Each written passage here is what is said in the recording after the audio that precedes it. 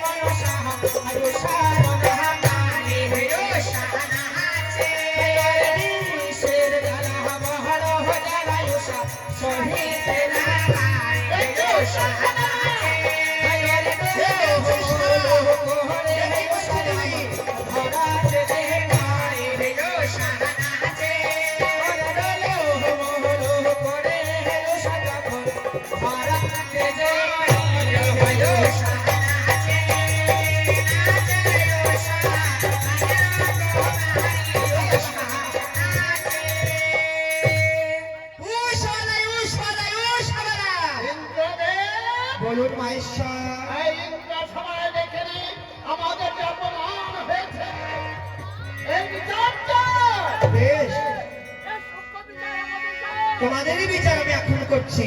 উষা দরিদ্র, তোমরা দুইজন যে অপরাধ করেছো, তারও ভঙ্গ করে নিত্য ভঙ্গ করে, তারই জন্য আমি সব করি।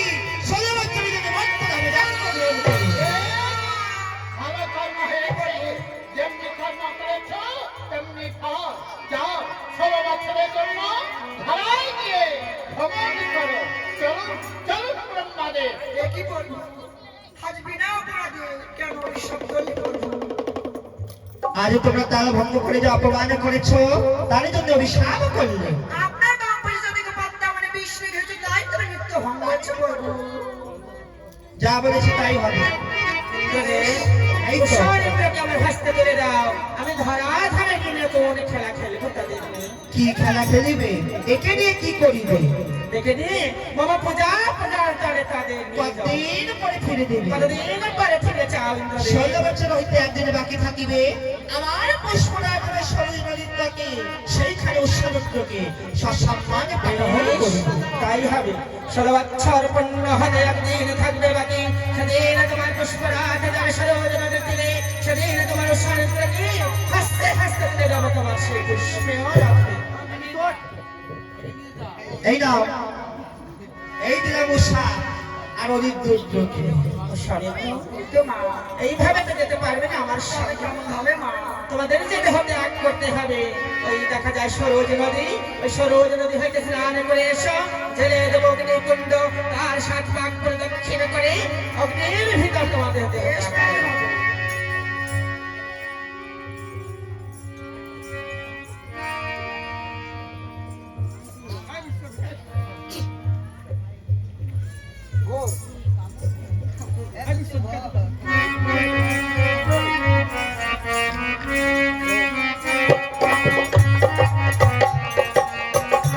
ওগো মা, আজ ও ডাক্তারের আমার কি কথা আছে মা? কি কথা ওষা? আমার স্বামী সঙ্গে কবে মিলন হবে মা?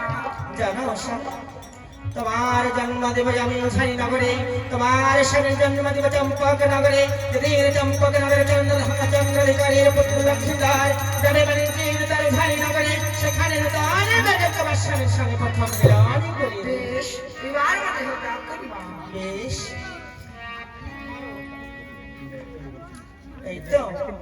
এই তো সানিত্র এখন দেহ ত্যাগ করেছে, এই যদি দেহ চলে যায় আমি চম্পক নগরে।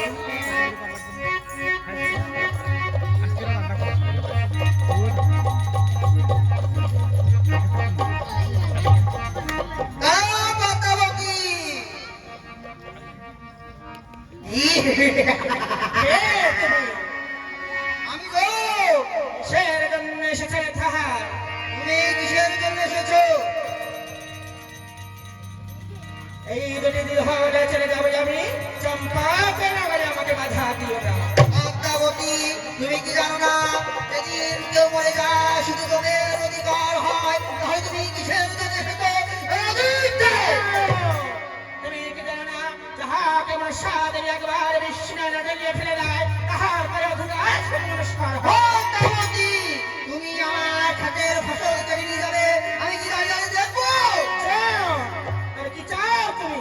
আমার সঙ্গে যুদ্ধ করতে হবে। বেশ, তোমার হাতে আছে রাজ্য, আমার হাতে আছে না।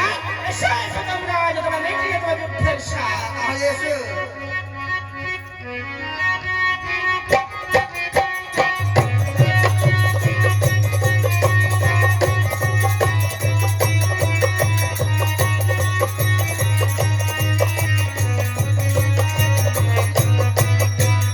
আমি হেরে গেছি পদ্মাবতী। আমি হেরে গেছি, আমি হেরে গেছি পদ্মাবতী, আমার যুদ্ধ সব নাই। বেশ, যাও চুনকালি মাখিয়ে চলে যাও তোমার জমালয়, চলে যাও তোমার জমালয় যমরাজ। পদ্মাবতী, তাহলে তুমি শুনে রাখো, এই মন্দির দেবাংশীদের সবাই ওই আসুন। যাও যেদিন যাবে উৎসাহ উদ্দেশ্যে কৈলাস ভুবনে, সেদিন তোমরা সেই জন্য যেতে পারবে। এবার এই দুটি ধলে চলে যাই আমি চম্পক নগরে, দৈবাকের বেশ যাবে আমি চম্পক নগরে। কোথায় আছে সরকার, আমি কোথায় রেখে প্রধান, সব কিছু বলে দেব, তবেই আসবে আমার সৈন্য লক্ষ্মীদার, আমার সরকার গর্ভ। দৈবাকের বেশ বেশ পাতা ধার